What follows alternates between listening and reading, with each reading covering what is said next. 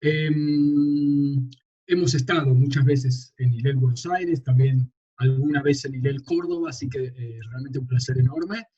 Y lo que vamos a hacer es un diálogo. Yo voy a tratar de que sea una introducción corta, pero como decía recién fuera de micrófono, es muy difícil porque a veces, porque, digamos, los argumentos se iban sumando y sumando a medida que yo iba preparando esto para un lado y para el otro. Yo voy a hacer una introducción presentando los dos argumentos. Desde ya me adelanto, yo estoy en contra.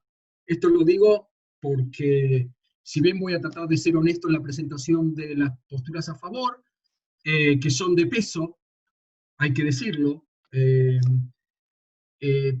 ustedes igual van a tener una charla de la otra campana, así que me parece justo que podamos aclarar de antemano que esto es desde la perspectiva de los que nos oponemos a la anexión. ¿Ok? Y la primera discusión es esa. Yo voy a pedir yo tengo acá habilitado el share screen, ¿no es cierto? Vamos a hacer compartir pantalla para poder contarles un poquito. Y ahora yo, ok.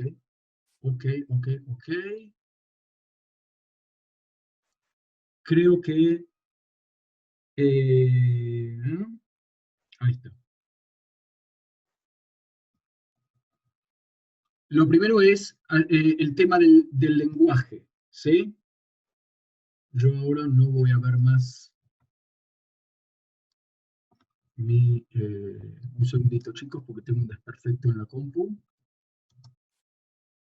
Díganme ahora si se ve el título de... Está como todo negro. Ahí está, ahí se abrió. Se ve un cuadrado blanco que dice extensión de soberanía o anexión y nada más, y esa es la cuestión. Esa es la cuestión, sí, perfecto. Ok, perfecto. Bueno, entonces, la primera cuestión es la situación de semántica, que es los que apoyan la anexión hablan de extensión de soberanía. Es decir, no estamos anexando, sino que estamos extendiendo o aplicando la ley, extendiendo la ley israelí y aplicándola sobre los territorios en cuestión, ¿sí? Que es un eufemismo por anexión. Yo hubiera esperado que no existiera la discusión, pero la discusión existe porque anexión tiene una connotación de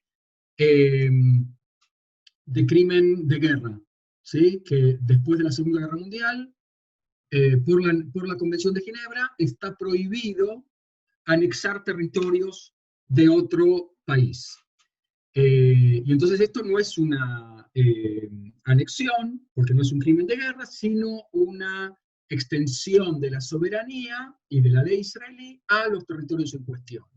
Primera cuestión es esa. ¿Por qué se dice esto? Porque para la ley internacional, para que exista una anexión, para que exista una ocupación, tiene que haber una soberanía previa.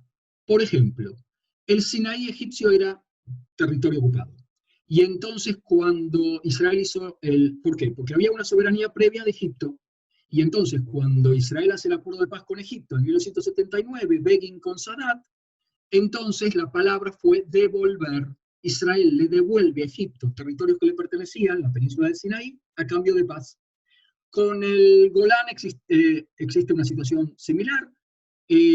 Había una soberanía previa y, por lo tanto, el día de mañana, en un mundo de paz, amor y rock and roll, cuando se pueda hablar con alguien del otro lado, en Siria, la palabra va a ser también devolver, o se lo alquilaremos a Siria por 99 años tipo Hong Kong, porque hay un problema estratégico en alturas, etc.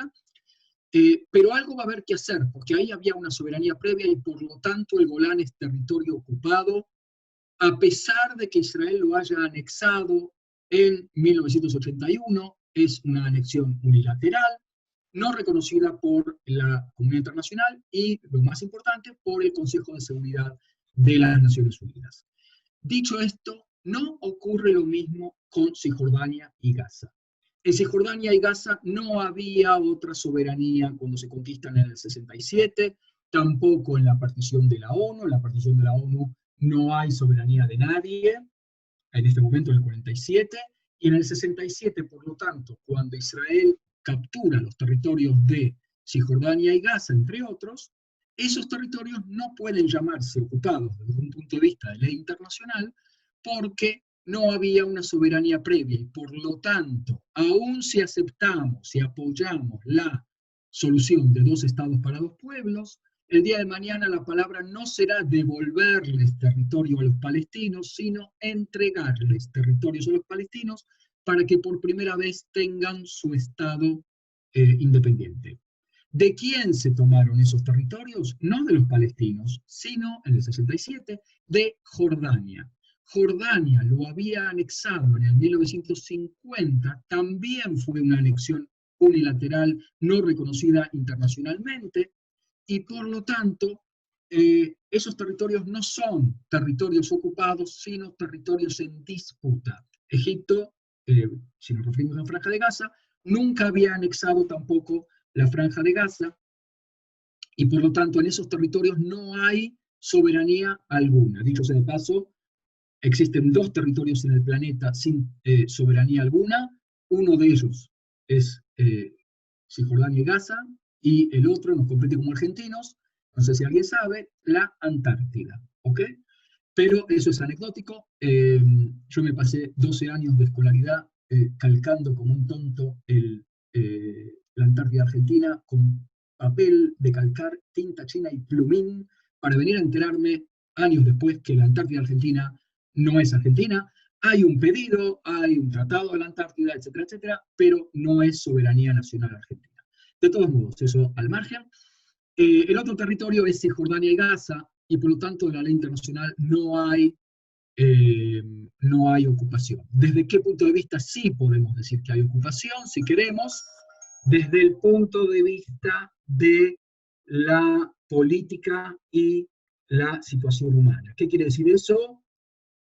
Hay un ejército de un país que está presente en un territorio que no es de nadie, pero que no es tampoco de Israel, y que está controlando a una población civil que no es tampoco de ese estado llamado Israel, que está ahí en la parte rayada, lo que es Cisjordania, y no en la parte más verdecita, que sería el estado de Israel. Desde ese punto de vista sí podemos hablar de ocupación, es una situación anormal, no hay estado de nadie, hay una situación de limbo, y vamos a ver qué es la situación actual. En la situación actual, a partir de los acuerdos de Oslo, tenemos existente la autoridad palestina, que sería, si queremos, una especie de protoestado, con los famosos territorios A, B y C, que lo podemos comparar con la geografía, yo lo llamo siempre, de los huevos fritos. ¿Qué quiere decir los huevos fritos? En la yema del huevo tenemos a las ciudades grandes, los territorios A, serían la yema, que son las ciudades palestinas, Hebrón al sur, todos los marroncitos que vemos en el mapa, Betlehem o Belén, Ramala al norte de Jerusalén, Jericó, ahí arriba del Mar Muerto, más en el oeste arriba está Calquilia, Tulkarem, Jenin, Shem o Nablus. Esos son territorios A, que ahí la responsabilidad tanto civil como de bitajón, de seguridad, es de la autoridad palestina misma. Y ahí hay, bueno, ahora voy a decir que hay tanto la parte civil como desde el punto de vista de bitajón, que quiere decir la policía palestina, que quiere decir un servicio secreto palestino. Los territorios B serían la clara del huevo. Ahí hay, desde el punto de vista civil, trabajo, educación, vivienda, infraestructuras, agua, luz, barrido y limpieza, etcétera, etcétera. Ahí es responsabilidad de la autoridad palestina, y la parte de seguridad, defensa, está en manos del ejército de Israel. Y en los territorios C, que serían los blancos, los territorios B serían los verdes en el mapa, son entre las ciudades. Los territorios C están serían la parte blanca del mapa, sería como la sartén, el aceite de la sartén de huevo frito. Ahí tenés responsabilidad civil y responsabilidad militar por parte del ejército de Israel. ¿Por qué? Porque ahí están los asentamientos judíos en los territorios. Son ciudadanos israelíes, votan, pagan impuestos, van al ejército, para ellos rige la ley israelí con todas las letras. Es decir, que desde el vamos, lo que ha hecho Israel ahí es una anexión de la gente, pero no de los territorios, hasta ahora. ¿Ok? Esa es la situación que hay. ¿Qué quiere decir un protoestado? Tienen un montón de signos de soberanía y algunos que les faltan. Tienen 3 poderes, hay un presidente, hay un gabinete, hay un parlamento, hay un poder judicial, no hay elecciones hace ya 14, 15 años, las últimas fueron en 2006, pero hay teóricamente una democracia. Hay hospitales, escuelas, hay una administración, hay municipalidades que funcionan a pleno, que son todas palestinas, por palestinos. Hay chapa patente de los coches, son chapas patentes palestinas, y un montón de cosas así. Hay una bandera, obviamente, que todo el mundo conoce. ¿Qué no hay? Todavía no hay continuidad territorial, no hay fronteras claras, no hay unificación entre Cisjordania y Gaza. Dicho sea de paso, Gaza sería todo territorio A, porque no hay ya asentamientos, allí gobierna el Hamas después de una guerra civil en 2007, pero sería territorio A para lo que entendemos como responsabilidad civil y militar por parte de ellos mismos. ¿Qué quiere decir? Que desde el 95, el 95% de los palestinos ya está gobernado por palestinos mismos. Pero, desde el punto de vista del territorio, en Cisjordania, el 40% de los territorios están en manos palestinas, territorios A y B, y el territorio C ocupa el 60% de la superficie. Tengan en cuenta, y lo ven ahí en el mapa también, que está todo blanco sin ningún tipo de puntito, que estamos ahí en el desierto de Judea y ahí es medio inhabitable. Quiere decir que no es que 60% sea tan significativo como parece. De todos modos, esa es la situación actual, y entonces llega el plan del siglo de Donald Trump. Espero que les guste la fotito que elegí, donde lo que está planteando es, a saber, primero, soberanía israelí sobre todos los asentamientos israelíes en Judea y Samaria, que es el otro nombre con el que conocemos a Cisjordania, ¿no es cierto? Viven, para hacer algo de números, alrededor de 2,5 millones de palestinos en Cisjordania, 400.000 colonos judíos en distintos asentamientos, algunos agrupados en bloques de asentamientos, en general cercanos a la línea verde, que sería la línea de división, la línea que limita Cisjordania de territorio de Israel soberano. Segundo punto, Israel podría, según Trump, según el trato del siglo, anexar hasta el 30% de los territorios C, incluidos los asentamientos y un poquito más para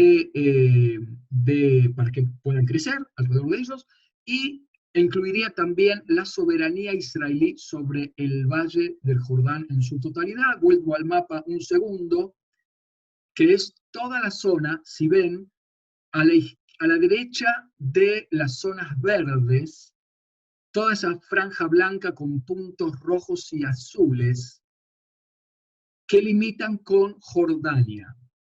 Toda la parte del medio de verde, que serían los territorios B que les nombré, junto con algunas ciudades palestinas, son la cadena montañosa de Judea y Samaria, y hacia Jordania baja el Valle del Jordán. Toda esa zona es una zona de valle que Israel lo considera estratégico como colchón de defensa frente a futuras invasiones del mundo árabe.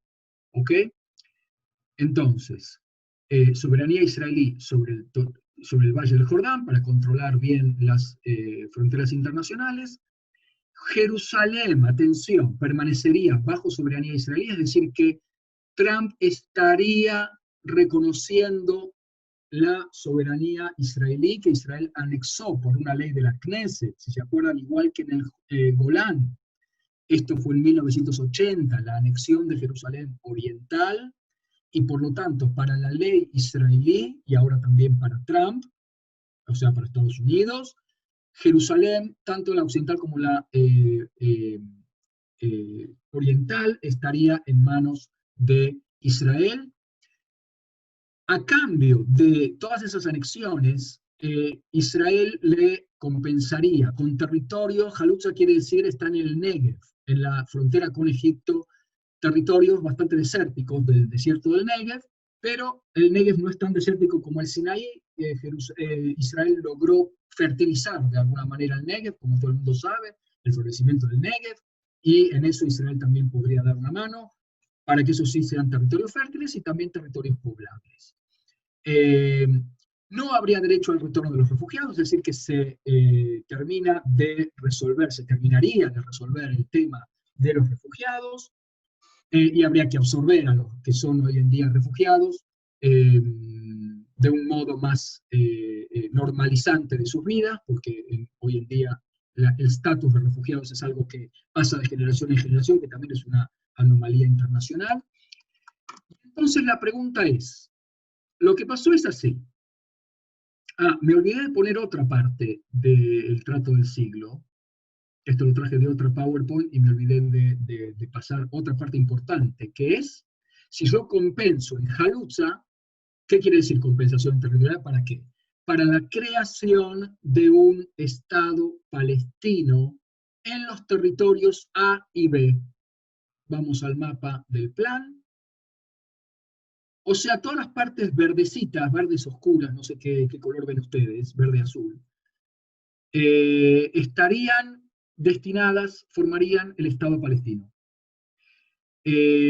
Como ven, son como cachos, como cantones de territorio, unidos por esas rutas, esos hilitos negros que se ven ahí, con los circulitos que en realidad lo que hay ahí son flechas de ida y vuelta, que son rutas que conectan tanto los territorios A y B entre sí, como Cisjordania con Gaza. Fíjense que es lo que se llama el paso seguro, que sería una ruta semisubterránea, un canal que conectaría Cisjordania con Gaza, bajo soberanía israelí, pero que solamente coches palestinos podrían pasar.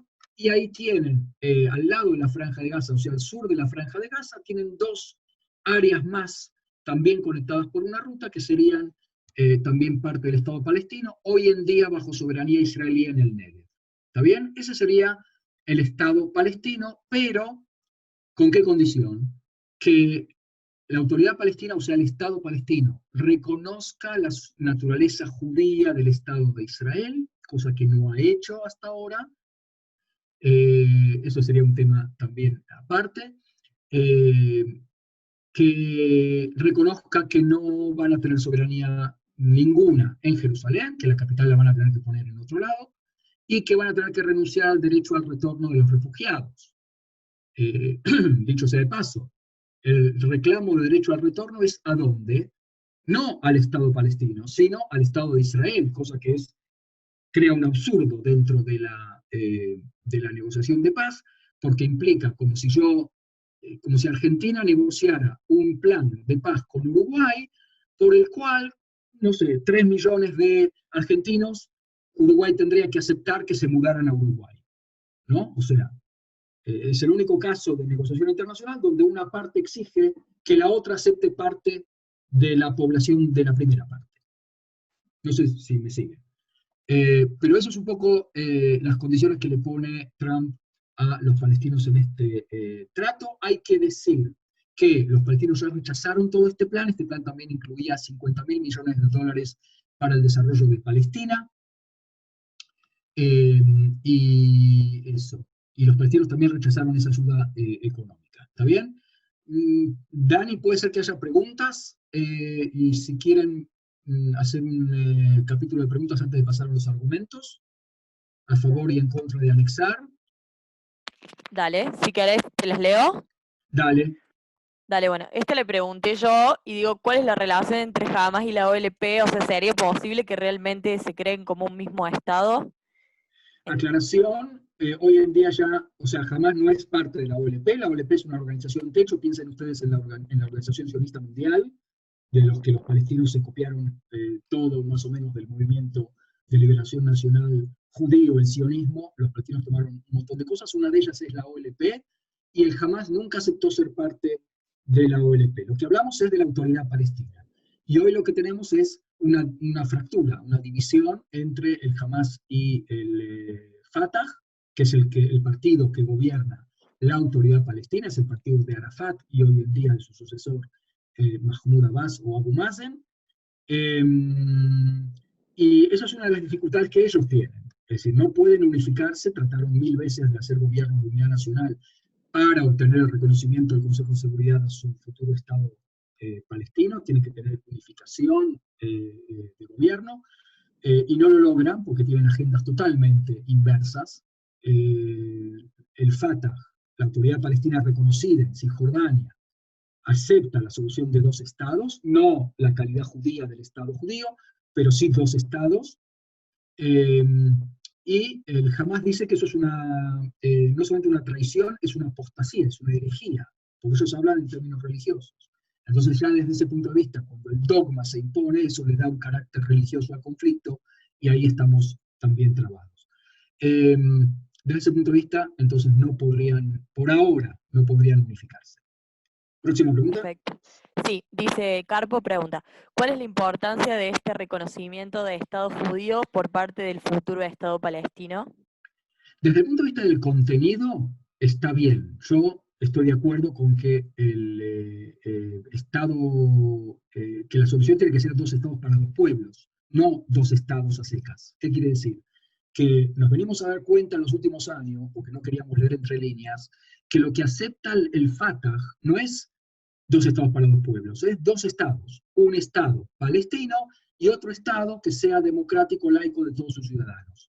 Lo cual es injusto, porque si estamos hablando de estados basados en lo étnico, donde el sionismo parte de una historia, de un contexto distinto, de 2000 años de historia de persecuciones, lo justo es que si el Estado judío y el pueblo judío reconocen el Estado del pueblo palestino, lo más justo es que el pueblo palestino reconozca el Estado del pueblo judío.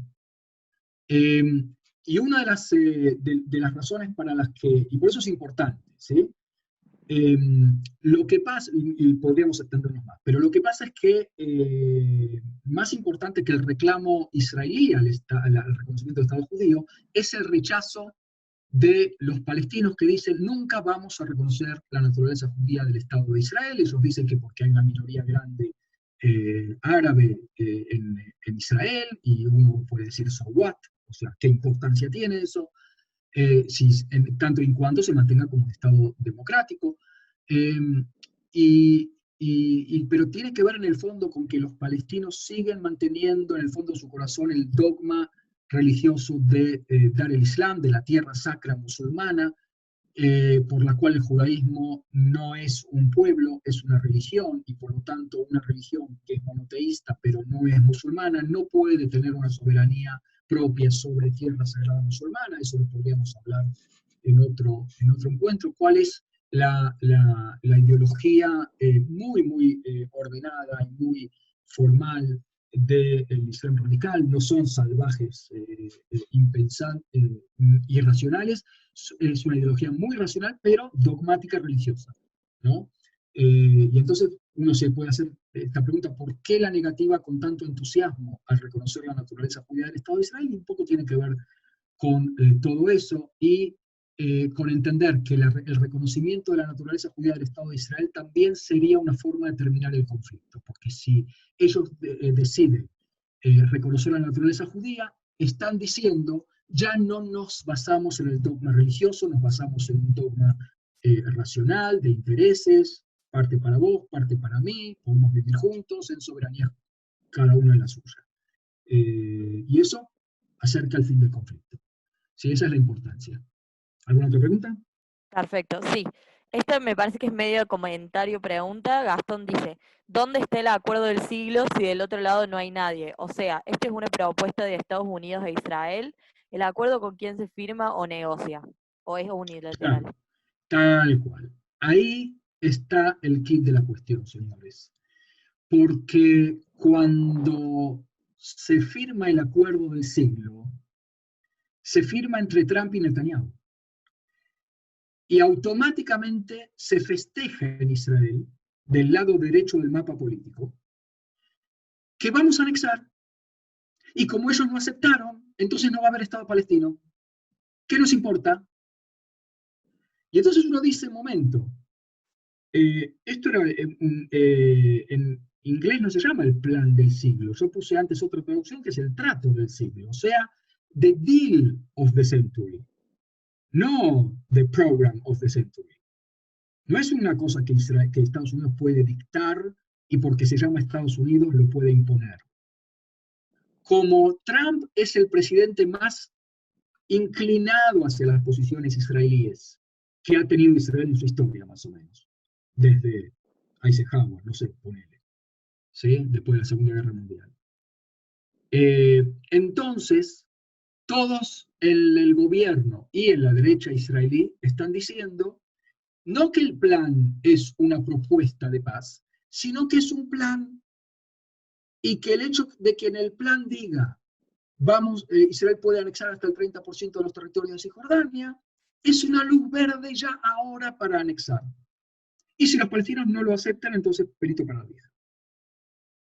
¿Se entiende la dinámica problemática? Ya esto es un problema. Si esto es un acuerdo, una propuesta de acuerdo, o si es un plan para implementar ya, listo para implementar. Este es el primer problema. Vamos a ver, sin embargo, qué dicen en el lado derecho. Para los que llegaron recién, yo dije que iba a exponer los argumentos que dicen ellas para poder después un poco hacerlo un poquito más equilibrado y un poquito también para debatir y preguntar. ¿Qué dicen ellos? Primero, no sé, Diana, si quedó alguna pregunta importante o puedo Quedan esperar dos para después. preguntas. Si querés A ver. desarrollar esto y las dejamos para después, como vos prefieras. Ok, yo prefiero darle un poquito de fluidez, Dale, desarrollo dale, sí. los argumentos y después abrimos otra vez. Dale, perfecto. Ellos dicen, lo voy a hacer un poquito rápido, ¿sí? Así le damos ritmo. Dicen, esto es una oportunidad única, en noviembre hay elecciones en Estados Unidos, le va ganando Biden, así que hay que aprovechar ahora. Segundo, anexar tierras, esto está relacionado con lo que dije antes, esto es verdad. Anexar tierras de otro estado es crimen de guerra, pero allí no hay otro estado, ya lo dijimos antes, ni a nadie. De hecho, en el paso, Jordania desanexó esos territorios, que ya era una anexión ilegítima, pero los desanexa en el 88 en favor de los palestinos para cuando tengan su estado, si es que llega ese momento. ¿Ok? Esto no es unilateral, sino que es un plan del país más importante del mundo, Estados Unidos, propuesta para ambas partes. No es unilateral tampoco, dice Dory Gold, ex director general del Ministerio de Relaciones Exteriores, hoy en día dirige un think tank muy importante en Israel, un instituto de investigación.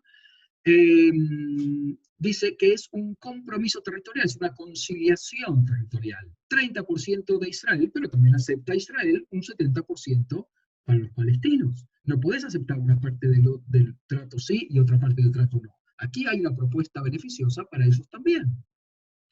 ¿Qué más? Este es el argumento más nacionalista e incluso religioso. Estos territorios de Eretz Israel, esos territorios está Hebrón, está Betlehem, en Hebrón están enterrados los patriarcas, en Betlehem está enterrado Rachel, en Shem está enterrado Yosef, ni hablar de la ciudad vieja, que es desde el vamos el lugar más sagrado para Israel, etcétera, etcétera. Todo el territorio de Cisjordania tendría que estar del lado israelí y hacia ese camino vamos. Es el sueño de la gran Eretz Israel, de la derecha clásica, que dice en 1922 ya el mandato británico ya partió Palestina, y el mandato británico para Palestina incluía también lo que hoy es Jordania, creando en 1922 el reino de Transjordania. Y por lo tanto, la lucha del sionismo a partir de ese momento y hasta el 48 fue por la otra parte, del otro lado del Jordán. No tendríamos que estar discutiendo otra vez una partición. Esos territorios se capturaron en una guerra de agresión contra Israel. cuando se habla de la ley internacional hay que preguntar siempre cuál. Y entonces hay una doctrina también de Julius Stone que dice, no es cierto que no se pueden anexar territorios de otro país, como dice la Convención de Ginebra. ¿Qué pasa si me atacan con la intención de exterminarme? ¿Me tengo que quedar callado? ¿O que si le gano, le puedo anexar territorios al agresor? Porque si no, dice Julius Stone, vamos a caer en una situación en la que cualquiera puede invadir a cualquiera impunemente. Y entonces esta anexión vendría a corregir, a castigar a aquellos que desde el vamos nos agredieron en 1967. Es más, se tendría que haber hecho ya en 1967.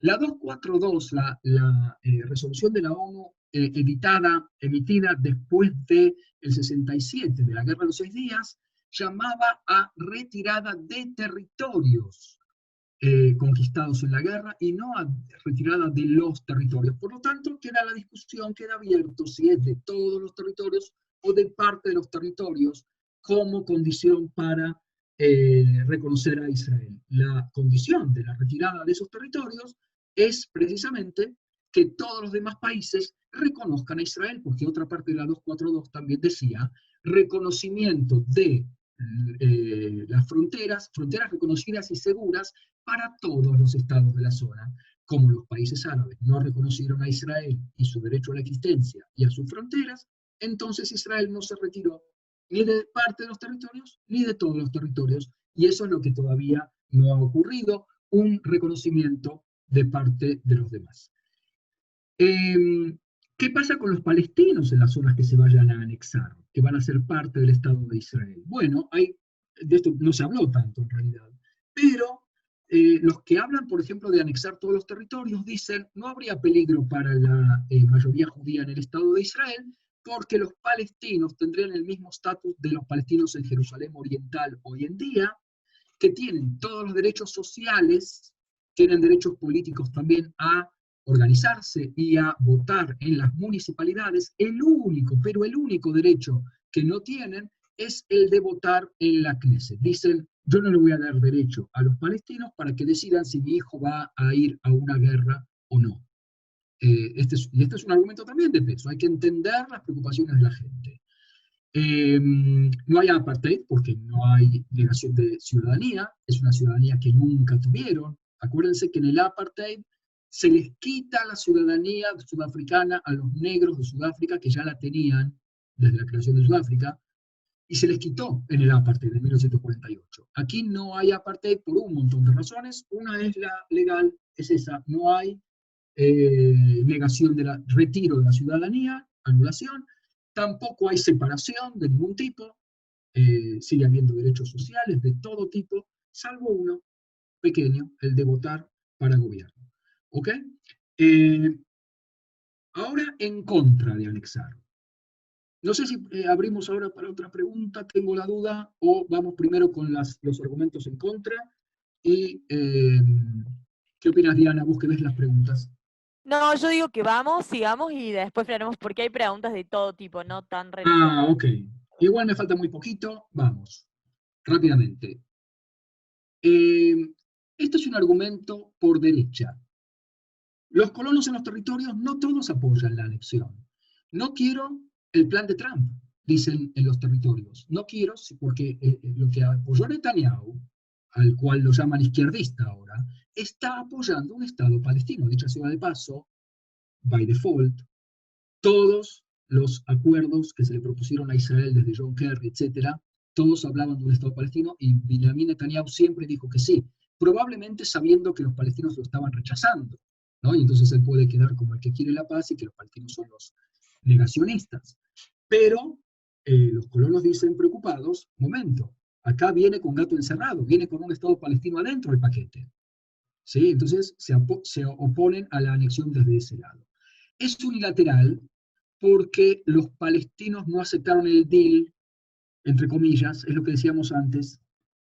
Por lo tanto, ya amenazó la autoridad palestina, esto anula los acuerdos de Oslo, porque los acuerdos de Oslo hablaban de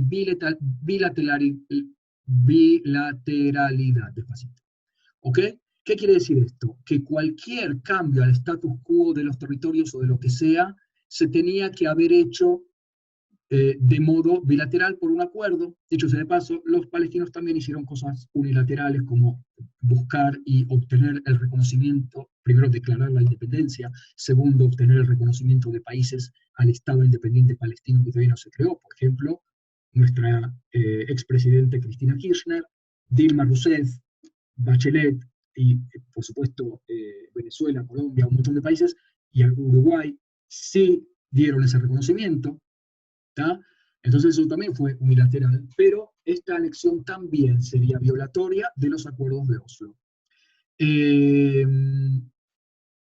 No es la ONU ni Estados Unidos el que puede avalar semejantes anexiones, solamente no la Asamblea General, sino el Consejo de Seguridad de la ONU es el que puede avalar, también crear estados, es decir, Palestina no puede crearse solo, sin el aval del Consejo de Seguridad, y por supuesto con el acuerdo de Israel y de la comunidad internacional, en un acuerdo bilateral y no en una imposición, y por lo tanto no es Trump quien puede imponer una cosa así.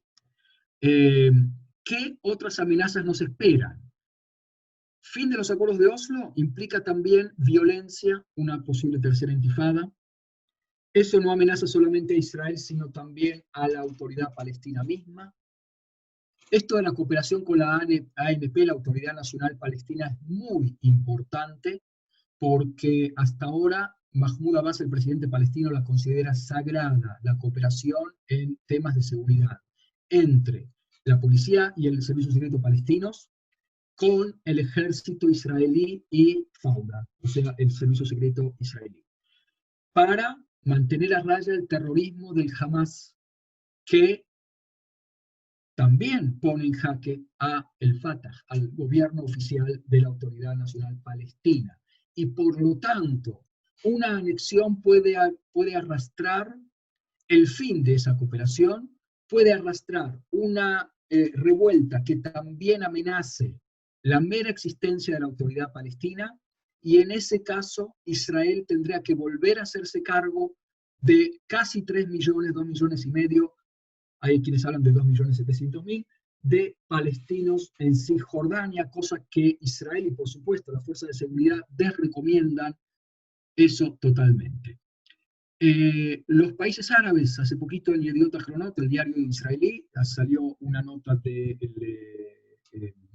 un diplomático de la Unión de Emiratos Árabes Unidos, que dice que eso pondría fin al proceso de normalización con los países árabes. Eso es muy importante por el esquema que les voy a mostrar después, de que si bien no hay reconocimiento árabe de Israel y no hay relaciones diplomáticas con Israel, no hay más acuerdos que con Jordania y Egipto, por debajo de la mesa Israel está haciendo grandes avances, o estaba haciendo grandes avances, en negocios, en desarrollo, en agua, en agricultura en zona desértica, con los países árabes que se acercan a Israel sobre todo desde el fin de la Guerra Fría, porque tienen otro problema común con Israel que se llama Irán, que no es un país árabe como todo el mundo sabe, ¿ok?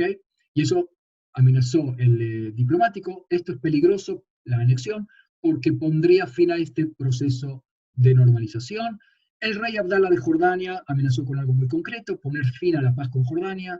Esto es una amenaza. Yo personalmente no creo que eso ocurra, pero es muy significativo, es una amenaza muy fuerte, ¿ok? Y como decía recién, esto nos complicaría si los países árabes se retoban y se ponen muy... porque hasta ahora lo que estaba pasando con esta normalización, de hecho, es que, sin darnos cuenta, los países árabes, el mundo árabe, estaba abandonando la causa palestina. Si esto de la anexión arrastra una revuelta en la calle palestina y arrastra a una comunidad internacional opuesta a Israel, los países árabes no van a poder hacer oídos sordos y se van a tener que despegar de Israel, lo cual nos complica el frente contra Irán. ¿De qué estamos hablando cuando hablamos de lo internacional? Hablamos de estos dos bloques. Por un lado, decir, ya no es Israel y Estados Unidos de un lado, y todo el mundo árabe, todo el Medio Oriente oprimido, tercer mundo, bla, bla, bla, del otro, sino Estados Unidos de un lado, con Israel, con los países árabes, ahí puse al príncipe Salmán de Arabia Saudita, abajo está el presidente Asisi de Egipto, habría que agregar a Jordania, los Emiratos Árabes, los países del Golfo, toda la península arábiga, Omán, Yemen, etcétera, etcétera, que se benefician con las relaciones con Israel, por supuesto el Magreb, todo el norte de África, Marruecos, etcétera, grandes negocios con Israel, de un lado, e incluso la autoridad palestina moderada de Mahmoud Abbas en Cisjordania, de este lado, con nosotros junto con Estados Unidos, y del otro lado, Putin con Irán, está ahí el Ayatollah Khamenei, a la derecha, y el presidente de Siria, Bashar el-Assad, con Turquía, habría que agregar a China, habría que agregar a Hezbollah en el sur del Líbano, todo el mundo chiita, con dos atenuantes para estos dos bloques, porque no son una guerra fría todavía. Primera razón por la cual no es todavía una guerra fría, es porque a Rusia todavía no le dan los números para volver a ser superpotencia, pero quieren, ¿sí? Es decir, ya anexa parte de Ucrania, Crimea, anexa Georgia, tiene bases navales en Siria, tiene muchos intereses puestos en el mundo árabe, petroleros especialmente, y Obama y Trump lo vienen dejando hacer a Putin a su antojo, desde la que piensan ustedes en el papel bastante miserable de Estados Unidos, desde Obama, no solamente con Trump, en la guerra civil en Siria, que sería tema aparte, pero el segundo atenuante sería que no son bloques herméticos, como en la Guerra Fría, se hablan, hay vasos comunicantes, Putin le vende armas a todo el mundo árabe también, no solamente a Siria. Netanyahu, es decir, Israel, tiene excelentes relaciones con Rusia. Cuando Israel hace sus incursiones en Siria, le pide permiso a Putin prácticamente, ¿sí? Así que, pero hay dos bloques como configurando, en proceso de configuración, ¿no? ¿Qué otro problema nos puede acarrear esta anexión? Si se les da ciudadanía a los palestinos, es un mojón más hacia el Estado binacional, es decir, el fin del sueño sionista de un Estado para el pueblo judío. Y si no les da ciudadanía, estás creando dos sistemas legales paralelos y que se chocan entre sí. Ya hoy en día, cuando un colono de los territorios, un civil judío israelí en los territorios, comete un delito, el que lo atiende es, el que lo arresta, es la policía israelí. Y es inocente hasta que se pruebe lo contrario. Al palestino lo viene a arrestar si hace algo, como tirar una piedra, hacer un graffiti o robar, lo viene a arrestar si estamos en territorio C, ¿ok? Lo viene a arrestar el ejército israelí, no la policía israelí ni la policía palestina, y lo encierran desde el vamos en cárceles no civiles, en cárceles militares, hasta que se pruebe su inocencia. Es decir, al revés que el principio legal para los israelíes.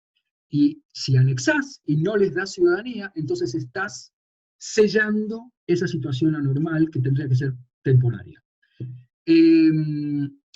A pesar de que los colonos se oponen porque existe el peligro de un Estado palestino desde su punto de vista, esto sería un espaldarazo al extremismo colono en el sentido de que, bueno, si estamos anexando, es solamente el principio. Y, por supuesto, que si hablamos, y esto es relevante para las comunidades fuera de Israel, se empeora, por supuesto, la imagen internacional, hay un proceso en el mundo de extremización de las ideologías. Piensen ustedes lo que está pasando en Estados Unidos con el tema de los afroamericanos, donde a los palestinos ya se los está empezando a poner del mismo lado. Nos recordaba un columnista aquí en Israel que no nos olvidemos que los árabes fueron muy significativos en la creación del problema de la esclavitud negra en el continente americano, tanto o más que los blancos eran los que traficaban con los negros, y los negros son vistos como muy inferiores en buena parte del mundo árabe hasta el día de hoy, pero no importa, eso nos coloca coloca a Israel del lado de los racistas, y etcétera, y eso no sería problema si fuera solamente problema de Israel, sino que sería problema también de los judíos en el mundo, porque esto está trayendo acarreado el aumento del antisemitismo. Y podemos aclarar hasta el cansancio que lo que haga Israel no es la causa del antisemitismo. El antisemitismo no necesita causas para expresarse, pero es como que esto le da más excusas, vamos a decirle, vamos a llamarlo de alguna manera. ¿Ok? Creo que ahí se terminan los argumentos y la presentación, así que chicos, adelante ustedes. Genial, genial, súper interesante. Hay un montón de preguntas, te voy leyendo. Dale, yo voy a sacar, voy a hacer fin del share screen, así veo caras si alguno quiere mostrarlas. Dale, yo las leo, pero si alguien que preguntó se anima a abrir el micrófono, también está bueno. Sí, sí, exacto, eso. Si quieren expresarse, hablar, etc. Dale. Acá, bueno, Nico Casas era la que seguía. Nico, ¿querés preguntar vos o...? Bueno, pregunto yo. ¿El plan contempla alguna medida específica para desarrollar la situación casi inevitable de Gaza en infraestructura, instituciones, gobernanza, considerando que dicha situación fomenta el desarrollo de terrorismo?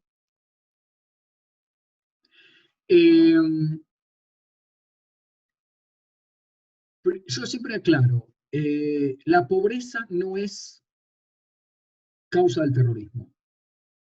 ¿Ok? Salgamos de ese casi dogma, porque si la pobreza fuera causa del terrorismo, todo África tendría que ser terrorista. Y medio Latinoamérica tendría que ser terrorista. Si creemos en el axioma ese, estamos en problemas. ¿El terrorismo encuentra terreno fértil en la pobreza? Sí. ¿Está? Pero una cosa es una cosa y dos cosas son dos cosas, como diría Carlitos Balá. ¿Se entiende? Esto nos tiene que quedar claro, grabado en la frente. El terrorismo tiene una razón que tiene que ver con el Islam radical y una ideología por la positiva. Crear un califato. Y en el camino hay que destruir toda soberanía no musulmana.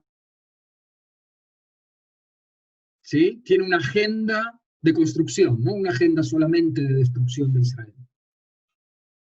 Y ahí se genera el terrorismo. Primero por la ideología, y encuentran a pobres dispuestos a inmolarse y hacer cosas por el estilo en pos de esa ideología. ¿Por qué? Porque se ven sin futuro, etcétera, etcétera. Entonces sí, hay que desarrollar Gaza. Obviamente que hay que desarrollar Gaza. Y el plan contemplaba, todavía no se anuló, así que todavía contempla, 50.000 millones de dólares para desarrollar Gaza. Hacían en Europa, una de las revistas, no me acuerdo si era Foreign Affairs, o algunas así, que hacían un cálculo de cuántos planes Marshall, haciendo la equiparación de población por cantidad de territorio y dinero necesario, y llegaban a la cuenta de que en Gaza se han invertido ya 15 planes Marshall. Ha llegado el dinero a la franja de Gaza. ¿Qué se ha hecho con ese dinero? Túneles, importación de armas y de insumos para la guerra. Gaza hoy en día es una ciudad subterránea de túneles. Porque nosotros hablamos de los túneles terroristas que han penetrado hacia Israel desde la franja de Gaza, eso también es cierto. Pero entrar hoy en día en Gaza y tratar de anular eso tiene que ver con atacar una ciudad subterránea donde están los arsenales y está la gente del Hamas. Pero sí, obviamente que en el plan de Trump también está contemplada la parte económica, que en general es el caramelo, digamos, con que Estados Unidos ha alimentado todos los planes de paz. No nos olvidemos que el plan con Egipto hasta el día de hoy, el acuerdo con Egipto está basado en que tanto Israel como Egipto reciben miles de millones de dólares de ayuda norteamericana. ¿Sí? Así que la respuesta es sí. Perfecto. Acá pregunta Lu Mondrick, dice, ¿en qué se ve beneficiar Estados Unidos con este acuerdo?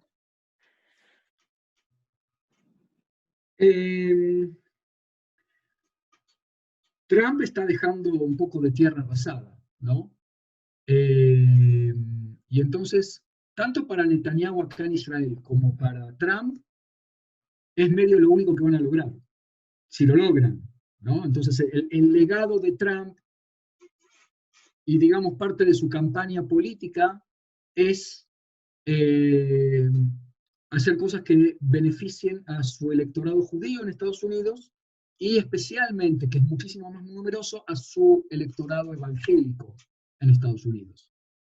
Entonces él tiene un interés personal por este acuerdo, sobre todo en una situación en la que tanto el corona como el problema de George Floyd y sus alrededores lo están dejando en una posición bastante desesperante desde el punto de vista electoral. A Estados Unidos en sí,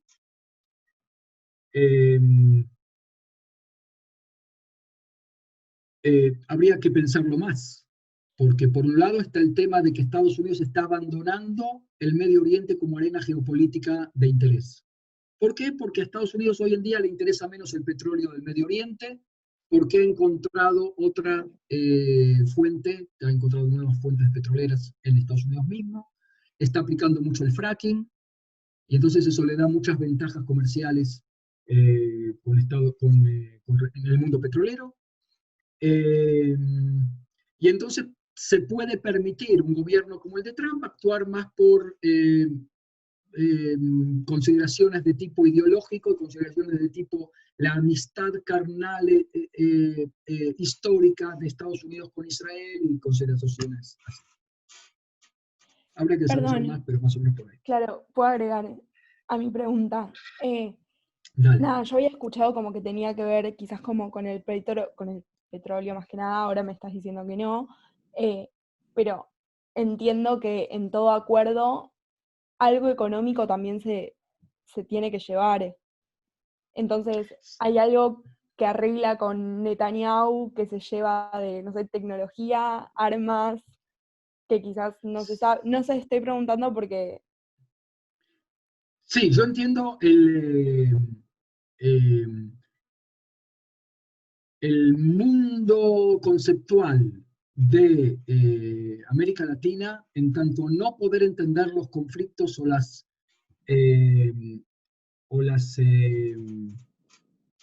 políticas de muchos países si no hay una cosa económica que lo define.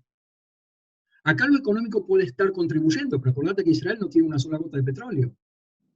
Es decir, que interés petrolero de Estados Unidos de beneficiar a Israel no puede haber. Entonces tendrás que preguntar qué otras cosas están jugando acá. ¿Está lo económico? Y sí, yo qué sé. Es cierto, pero Israel y Estados Unidos no necesitan de este acuerdo para colaborar económicamente y tecnológicamente. ¿Entendés? Entonces yo creo que lo que está haciendo Trump con este plan del siglo es pisar el acelerador hacia adelante, escaparse hacia adelante. Dice, bueno, si me juego por el electorado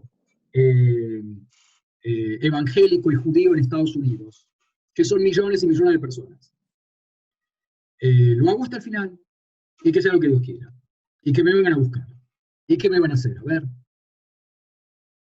Y entonces esa cosa de Trump, de qué me van a hacer, le está trayendo muchos votos. No solamente de evangélicos, de gente común, del público clásico de Trump y alrededores también. Hay intereses, sí, pero petróleo nada, ¿eh? Bárbaro. Bueno, sigo. Dice, no se percibe, no, perdón. ¿Qué tan fuerte es la influencia política militar de Hamas en Cisjordania? ¿Otra vez? ¿Qué tan fuerte es la influencia política y militar de Hamas en Cisjordania? Jamás es la oposición a el Fatah, que es el gobierno, el partido de gobierno, desde el punto de vista político y también desde un punto de vista de un acicate, llamémoslo militar.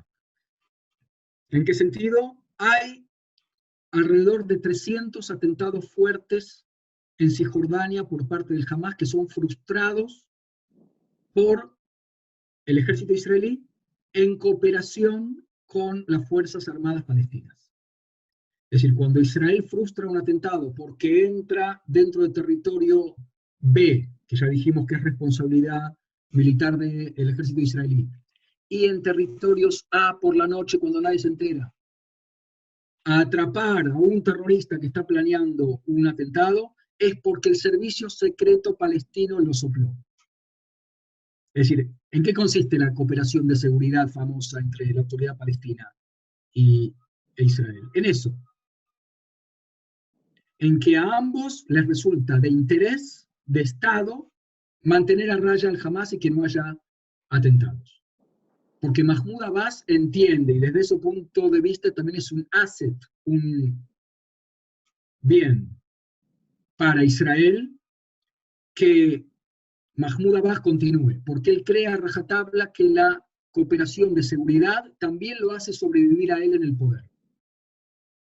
Si Israel se retira de los territorios, Fatah y Mahmoud Abbas quedan desamparados ante el Hamas, que fue lo que pasó en Gaza. El primero que se oponía a la retirada unilateral de Israel de Gaza fue Mahmoud Abbas, presidente de la Autoridad Palestina. Dice, no los voy a poder dominar. El Hamas es hegemónico en la Franja de Gaza. Y no es hegemónico en Cisjordania porque está el ejército israelí.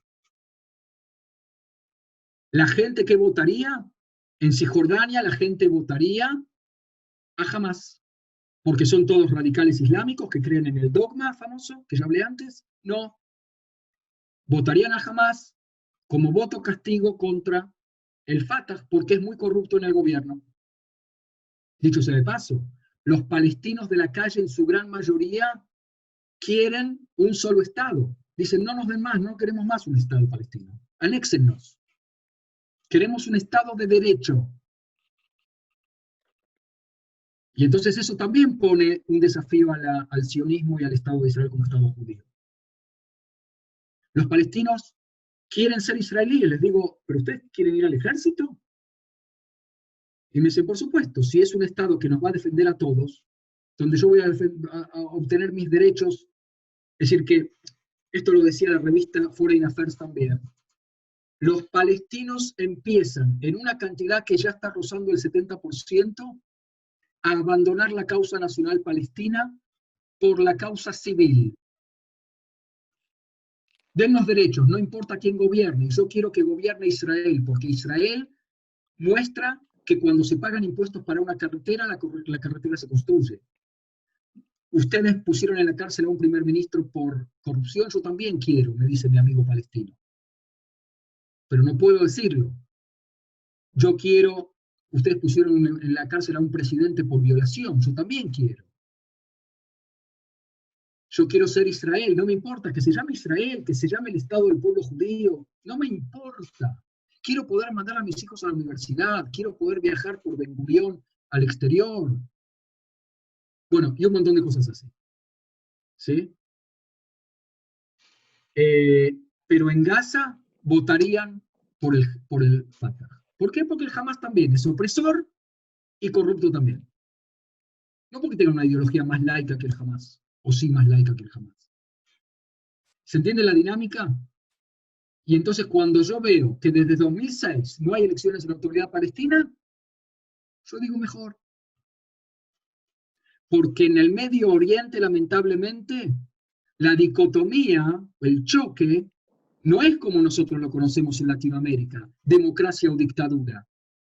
En el Medio Oriente tenés o repúblicas islámicas fundamentalistas, tipo Irán, Arabia Saudita, o tenés dictaduras laicas nacionalistas, dictatoriales, genocidas, tremendas, pero que con ellas puedo hablar en términos de intereses. Puedo hablar con genocidas, y sí, es lo que hay. ¿Se entiende la problemática? Entonces hay muchos switches que tenemos que hacer en la cabeza para entender el Medio Oriente. No sé si contesté la pregunta o me fui totalmente del tema. No, para mí estuvo súper claro. Muchas gracias. Bueno, sigo que hay un montón más. Vos si querés me decís. Dice, ¿se puede hablar de palestinos cuando en cada territorio gobierna un partido distinto y que piensa radicalmente distinto? ¿Si se puede hablar de qué?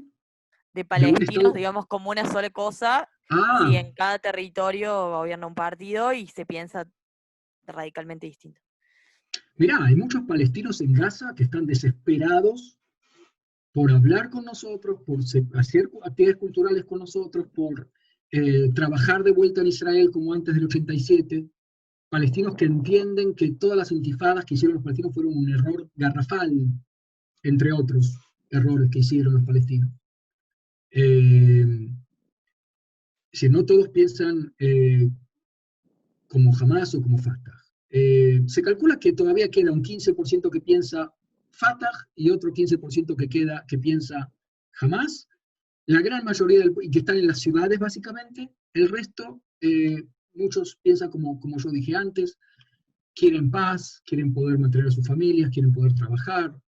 Y sí, yo creo que hoy en día hay que hablar de un pueblo palestino.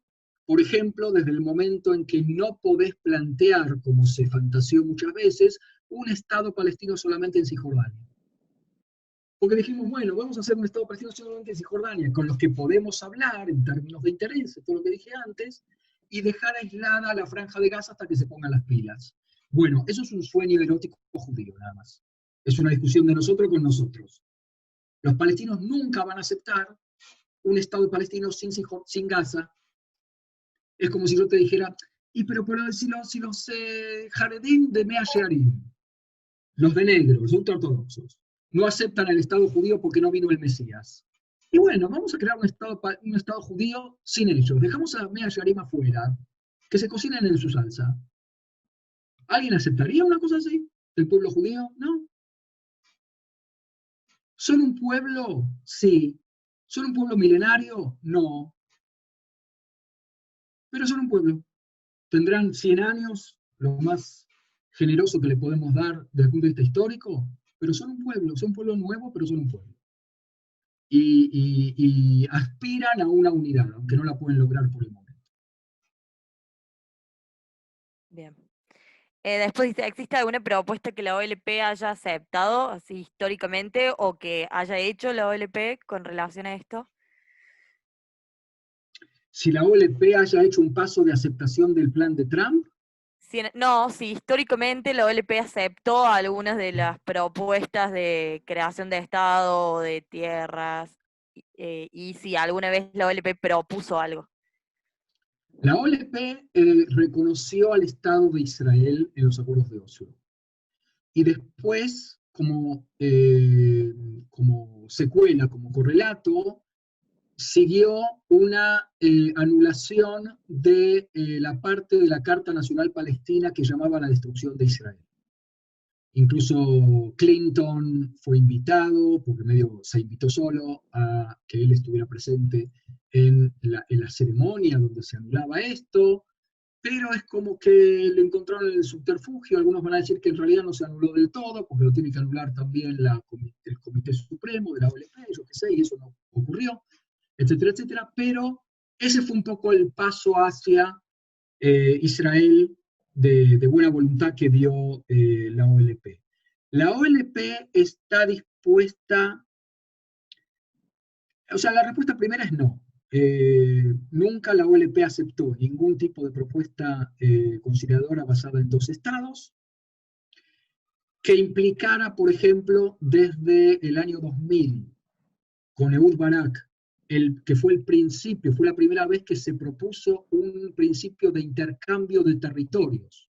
¿Sí? Si vemos que desde el plan de Olmert en el 2008 hay una anexión, propuesta de anexión de parte de los asentamientos, los bloques de asentamientos, a cambio de otros territorios en manos de Israel para el Estado palestino. Es lo que se llama el swap, el intercambio de territorios.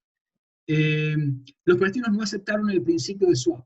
Ellos dicen todo el territorio. Fíjense lo que dicen.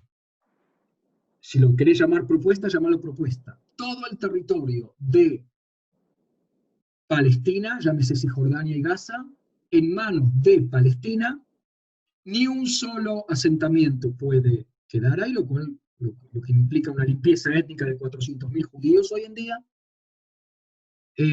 Destrucción de todos los asentamientos, o sea, ni siquiera los querés usar como casas, y punto, y de ahí nos vamos a Jerusalén como capital, Jerusalén Oriental como capital palestina, Y, señores, aquí lo más importante, derecho al retorno de los refugiados palestinos. ¿A dónde? No a Palestina, a Israel.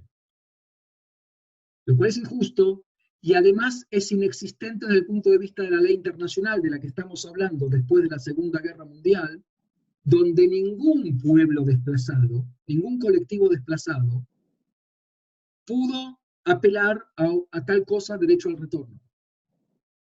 Y podemos hacer la lista de refugiados post-Segunda Guerra Mundial que hubo, empezando por los judíos, ninguno de los cuales, ni judíos, ni alemanes en Polonia, ni pakistaníes en la India, ni hindúes en Pakistán, recibieron un derecho al retorno, ni armenios en Grecia. Los armenios apelaron incluso a la Corte Internacional de la Haya, y la Corte Internacional de la Haya les dijo, no existe el derecho al retorno. Como mucho una indemnización económica, fantástico. Sobre todo porque en este caso Israel tiene la razón y tiene también causas para no aceptarla. ¿Sí? Que tiene que ver con nuestra propia historia. Pero es ridículo que, además, es el único caso de refugiados en el mundo donde el principio de refugiés, si existe tal palabra, se transmite de generación en generación. Para la ley internacional, para los refugiados del mundo, refugiado es todo aquel que perdió su casa por motivo de una guerra y que no ha recibido todavía otra ciudadanía, es decir, hasta que reciba otra ciudadanía, y tiene que ser una solución temporaria, campo de refugiados. Para los palestinos hay otra, por presión de los países árabes se crea otra agencia para ellos, la UNRWA, después de la Segunda Guerra Mundial, después de la Guerra de Independencia, y la definición de refugiado palestino para ellos es otra, tienen otro tipo de estatus, por no decir corona. Refugiado palestino es todo aquel que perdió su causa por motivo de una guerra, o sea, la Guerra de Independencia, aunque reciba otra ciudadanía de otro país, y también lo va a hacer su hijo, su nieto y su bisnieto por toda la eternidad. Hoy un bebé en Gaza recibe 2 cédulas de identidad. Una es la de ciudadano del Estado palestino, de la Autoridad Palestina, y la otra es carné de la UNRWA como refugiado palestino. Bebés nacen refugiados, es una locura. No existe ningún otro caso en el mundo. Y es una anomalía que hay que resolver, porque en el medio hay gente que es manipulada para eso. Y que es mantenida en la pobreza también por eso. O con esa excusa, o con ese etos. La épica del pueblo refugiado. Es una injusticia para Israel y es una injusticia para el pueblo palestino también. Me fui de tema otra vez, ¿no? No sé si llegué a contestar. Sí. Ahí me escuchan, sí. Nos quedan 2 preguntitas. Dale. Una dice, ¿la ciudadanía israelí apoyaría masivamente este acuerdo? Vi muchas movilizaciones en Tel Aviv oponiéndose al plan y sé que no es un bastión pro Bibi particularmente, pero la opinión pública en general, ¿cómo reaccionaría? Es difícil saberlo. Netanyahu en las encuestas tiene hoy por hoy 41 diputados. No hablamos nada de política israelí, pero lo que está viendo Bibi es que le está yendo bien con este tema de la anexión. Es más, Gantz se está viendo como obligado a dejarse arrastrar por esta ola, aunque puso peros en el acuerdo coalicionario diciendo que Estados Unidos tiene que aprobar. Y Estados Unidos medio que le había parado el carro a Israel en este caso. Es decir, un pronóstico mío, quizás demasiado optimista, es hasta donde yo escuché Jared Kushner, el yerno de Trump, le dijo al gobierno israelí, hold your horses, o sea, no te apures tanto, no tan rápido, con la anexión, porque es parte de un plan, no es una cosa de luz verde para implementar ya. Pero hay como una ola israelí que ya está cabalgando hacia el tema de la anexión y no le está haciendo perder popularidad a Netanyahu, incluso al contrario. Yo creo que va a traer bastantes problemas. Yo creo que, sobre todo, es un paso hacia el Estado binación. Mi preocupación principal es de tipo sionista. Si la derecha, que se llama a sí mismo la más sionista que hay, nos está llevando con esto a la pérdida del sueño sionista, que es un Estado judío y democrático. ¿Sí? Porque si anexás tenés que dar ciudadanía. No podés dar ciudadanía a medias o con sí, pero no derecho a la Knesset. Los palestinos dicen, todo bien con los derechos y vamos a estar mucho mejor que con el Estado corrupto palestino. Pero no ciudadanos de segunda tampoco. Derecho a la Knesset tiene que haber, como la tienen los árabes israelíes. ¿Por qué nosotros no, los palestinos, si somos lo mismo? Y tienen razón. Un solo amigo colono me dijo, no tengo problema con darles la ciudadanía a todos, tienen que tener ciudadanía, porque son seres humanos, y el peligro democrático es falso. El peligro demográfico es falso. Porque cuando los anexemos y les demos ciudadanía, como mucho van a ser el 35% en lugar del 20%. Sergio de la Pérgola, el demógrafo decano de la demografía israelí del pueblo judío, no está de acuerdo con eso. Él sí habla de un peligro demográfico. Pero ahí está la opinión pública israelí que tampoco se pone de acuerdo.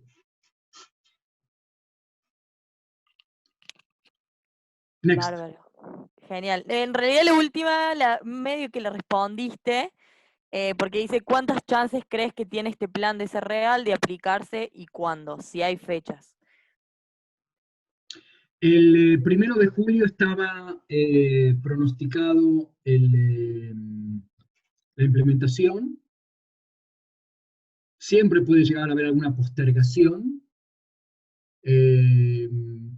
pero por ahora el 1 de julio es la primera fecha que se pusieron. O sea que estamos a una semana, un poco más, de que teóricamente esto se tiene que implementar. Yo creo que quizás algún hecho dramático de último momento puede llegar a parar este proceso. Esto puede llevar, no lo hablamos tampoco, a nuevas elecciones también, porque esto es parte del acuerdo coalicionario.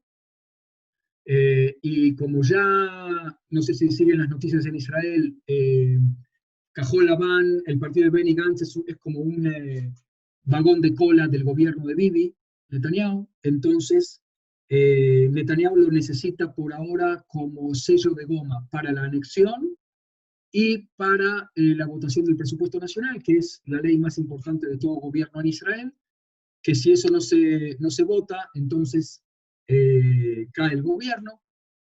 Bibi quiere, no importa, estos ya son detalles, pero quiere que el presupuesto sea anual y no bianual, porque si es bianual le quita una causal de divorcio con Cajol Labán y llamar a nuevas elecciones.